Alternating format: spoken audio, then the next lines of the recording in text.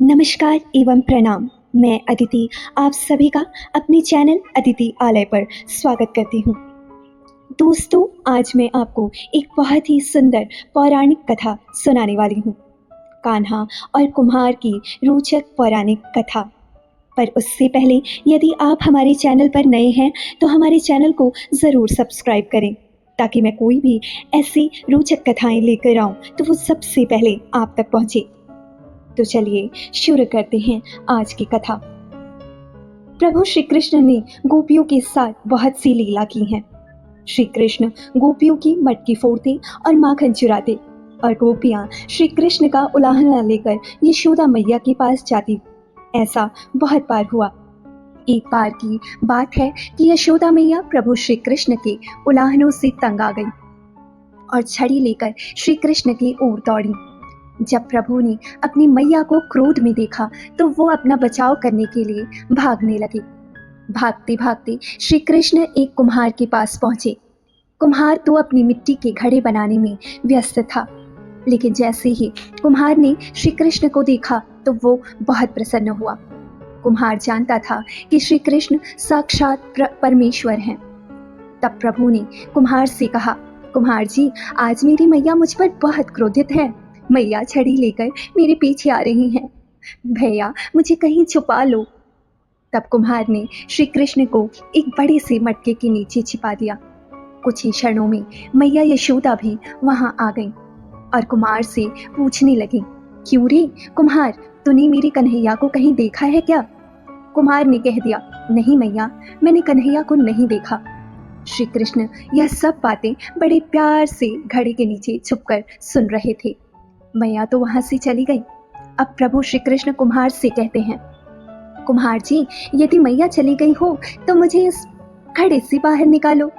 कुम्हार बोला, ऐसे नहीं प्रभु जी, पहले मुझे 84 लाख योनियों के बंधन से मुक्त करने का वचन दो। भगवान मुस्कुराए और कहा, ठीक है, मैं तुम्हें 84 लाख योनियों से मुक्त करने का वचन देता हूँ। अब तो मुझे बाहर निकाल दो।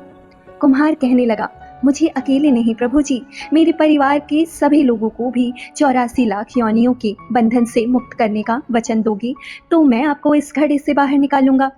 प्रभु जी कहते हैं, चलो ठीक है, उनको भी 84 लाख योनियों के बंधन से मुक्त होने का मैं वचन देता हूँ। अब तो मुझे घड़े से बाहर निकाल दो। अब कुम्हार कहता है, बस प्रभु जी, एक और विनती है, उसे भी पूरा करने का वचन दे दो तो मैं आपको घड़े से बाहर निकाल दूंगा। भगवान बोली, वो भी बता दे, क्या कहना चाहते हो? कुम्हार कहने लगा, प्रभु जी, जिस घड़े के नीचे आप छुपे हो उसकी मिट्टी मेरे बैलों के ऊपर लाद के लाई गई है। मेरे इन बैलों को भी 84 लाख योनियों के बंधन से मुक्त करने का वचन दे दो। भगवान ने कुम्हार के प्रेम पर प्रसन्न होकर उन बैलों को भी 84 के बंधन से मुक्त होने का वचन दिया।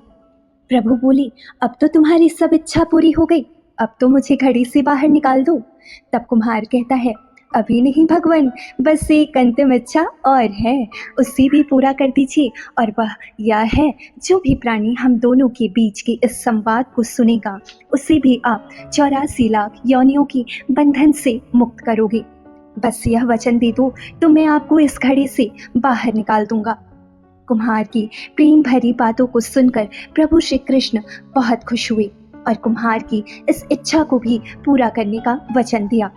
फिर कुम्हार ने बाल श्री कृष्ण को घड़े से बाहर निकाल दिया, उनके चरणों में साष्टांग प्रणाम किया, प्रभु जी के चरण धोए और चरणामृत लिया।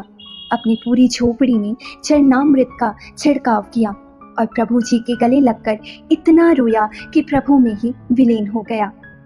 जरा सोचिए दोस्तों, जो बाल श्री कृष्ण 7 कोस लंबी चौड़ी गोवर्धन पर्वत को अपनी इकन्नी उंगली पर उठा सकते हैं, तो क्या वे एक घड़ा नहीं उठा सकते थे? लेकिन बिना प्रेम रीझे नहीं नटवर नंद किशोर। कोई कितना भी यज्ञ करे, अनुष्ठान करे, कितना भी दान करे, चाहे कितनी भी भक्ति करे, लेकिन जब तक मन में प्राणी मात्र के लिए प्रेम नहीं होगा, प्रभु श्री कृष्ण मिल नहीं सकते। तो दोस्तों, बिना किसी लालच के प्रभु का नाम लेते रहें, दूसरों की मदद करते रहें और नाम जप करते रहें। तो चलिए आपसे विदा चाहते हैं। लेकिन उससे पहले कमेंट बॉक्स में ज़रूर बताइएगा कि ये कथा आपको कैसी लगी, और अगर अच्छी लगी तो एक लाइक भी ज़रूर दीजिएगा। धन्यवाद। राधे राधे।